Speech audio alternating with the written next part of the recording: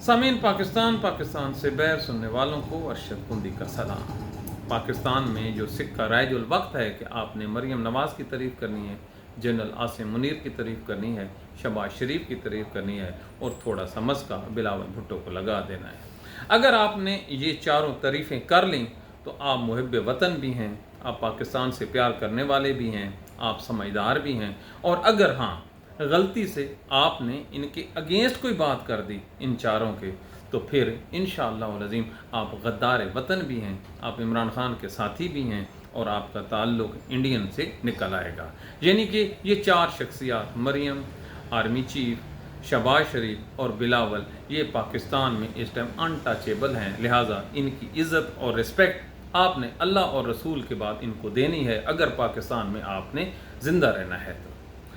इनके खिलाफ जिसने भी आवाज़ उठाई उसका अंजाम देखें। दो करैक्टर आपके सामने लेके आते हैं। एक करैक्टर का नाम है मिस्टर लतीफ़ अहमद। ये पेशे के लिहाज से ये DSP हैं, ये जलालपुर पीरवाला में अपनी ड्यूटी अंजाम दे रहे हैं।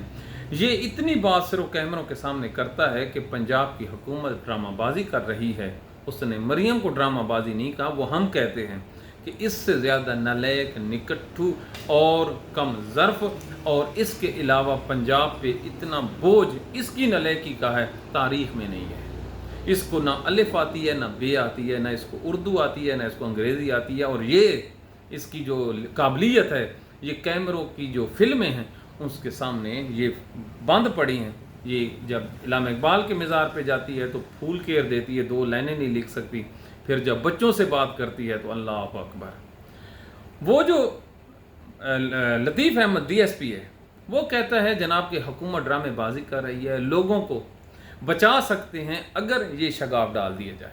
ये उसका गुनाह था। सिर्फ इसकी पादाश में बजाय उसको कि उसको मेडल दिया जाता कि वो अपना ज़हन इस्तेमाल करके अच्छा मशवरा दे रहे, उस बेचारे को डिसमिस फ्रॉम सर्विस कर दिया गया। लो जी गल करो, ये पाकिस्तान में इंसाफ है पंजाब हुकूमत का और ब्यूरोक्रेसी का। अब कुछ दिनों के बाद जब जलालपुर पीरवाला और मुल्तान डूबने लगा तो उसी DSP के मशवरे पर अमल किया। ये लोग ग्राउंड पे काम करते हैं, अक्लमंद लोग होते हैं, वो लोगों से मिलते हैं, लोग उनको मशवरे देते हैं कि पानी का ये जो धारा है, ये जो शिद्दत है, ये नहीं रुकने वाली, लिहाजा इसको कहीं ना कहीं इसका मुंह करना पड़ेगा। तो उस बेचारे ने ये मशवरा दिया। आज सब कुछ डबोने के बाद, बर्बाद करने के बाद लोगों को, ये उन्होंने वो शगाफ डाला है। और शर्म आनी चाहिए पंजाब की वज़ीर आला, शर्म आनी चाहिए कि लोग भूखे मर रहे हैं, लोगों के मकान उड़ गए हैं। तो ये जो है तस्वीरें बना रही है। खुदा की कसम अगर दुनिया के किसी और मुल्क में ये वक़ूआ होता तो उस मुल्क की जो चीफ सेक्रेटरी है और वज़ीर आला वो जेल में होते। पूछो कि कैसे सैलाब में होता। कुछ यूँ है कि जब सैलाब की खबर आती है तो ये चल पड़ती है दौरों पे, जापान चली जाती है। जब जापान से वापस आती है तो ये लाहौर जो रावी के नीचे से उस टाइम पानी का बहाव इंतहा, ये अपनी आंखों से पूरी की पूरी जो पाकिस्तान की ब्यूरोक्रेसी है, वज़ीर आला है नाम नहाद, ये देख लेते हैं कि पानी का मिजाज क्या है और ठाठे मार रहा है। अब किसी बच्चे को भी पता होगा कि पानी यहाँ से गुजर के आगे जाना है शहरों में, तो क्या ये लोगों को नहीं बचा सकते थे? मैं कहता हूँ ये आर्गूमेंट्स भी हो सकता है कि ये लोगों को नहीं बचा सकते थे, लोग नहीं निकलते थे। सरकारी गंदम जो लाखों बोरियां पड़ी थी उनको नहीं उठाया जा सकता था। 10 दिन लगे हैं उसको लाहौर से आगे जाते हुए पानी को। 10 दिनों में ये जो सरकारी जो गोदामों में गंदम पड़ी थी उसको नहीं उठाया गया और वो भी डूब गए। अब लोगों को आप एक एक थैला दे रहे हैं और कम वक्त तुम लोगों की जो अमलाक थी उसके कस्टोडियन थे, तुम लोग मुहाफिज थे और मुहाफिजों के हाथों पंजाब की गंदम भी लुट गई, पंजाब की आवाम भी लुट गई। और फिर कहते हैं कि हम इनकी तारीफ ही भी करें। तो मरीम नवाज़ का ये जो बोझ है ये पाकिस्तान के सारे निज़ाम को डबो के रख देगा। लेकिन टिकटॉक बनाने से इनको फुर्सत नहीं। अब एक नया काम चल पड़ा है। एक मैं बात बता रहा हूँ आपको, पाकिस्तान के किसी भी सियासतदान को ये जो मौजूदा है, आपको ये किसी भी जगह पर पानी पीते नज़र नहीं आएंगे। میرا چیلنج ہے آپ لوگ سننے والوں کو، اگر آپ کوئی تصویر مجھ سے شیئر بھی کر دیں، یہ آپ کو یہ جو پانی ہے پاکستان کا پانی یہ استعمال ہی نہیں کرتے. یہ مریم نواز پاکستان کا پانی نہیں پیتی. یہ جو ہمارا ہے ایکوا ہو گیا یا نیسلے ہو گیا، نا نا نا نا نا، یہ پانی دور کی بات ہے. یہ جو ہمارے نلکوں سے نکلتا ہے یہ انٹرنیشنل پانی پیتی ہیں جو کمپنیاں ہیں، اور یہ اس کا 1 لیٹر ہے، آپ کو پتہ ہے وہ $20 سے بھی زیادہ کا ہے 1 لیٹر جو یہ پیتے ہیں، جس میں منرل سے بھرپور ہوتا ہے. آپ کہتے ہیں یہ پاکستان کے مخلص ہیں، پاکستان کی بنیادوں کو انہوں نے ہلا کے رکھ دیا.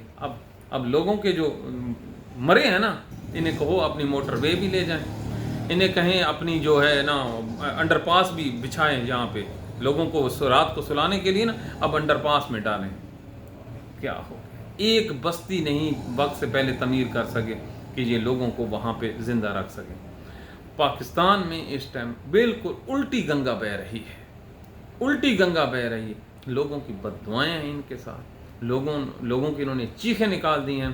اور اب ایک بات میں آپ سے اور کرتا چلوں، ایجنسیوں کی رپورٹ ہے کہ اگر یہ لوگ موجودہ حکمران سیلاب زدہ علاقوں میں گئے تو ان کو جوتیاں پڑنی ہیں، ان کو جوتیاں وہ پڑنی ہیں کہ آپ سوچ بھی نہیں سکتے. آج مریم نواز نے جو خطاب کیا ہے، پتہ ہے لوگوں کے درمیان فاصلہ کتنا تھا؟ 200 فٹ کا، 200 فٹ تقریباً فاصلے پہ مریم نواز نے خطاب کیا لوگوں سے. کیوں؟ 2 باتیں ہیں، یا تو لوگوں کے جوتوں سے ڈر لگتا ہے، یا پھر لوگوں سے سمیل آتی ہے، بدبو آتی ہے. آپ نے جو بچہ اٹھایا ہوا تھا اس کے کپڑے دیکھے، کپڑے پہنائے گئے تھے، اس کو منرل واٹر پلا رہے ہیں، ہوگا کسی کا. لیکن یہ صرف ڈرامہ بازی تھا.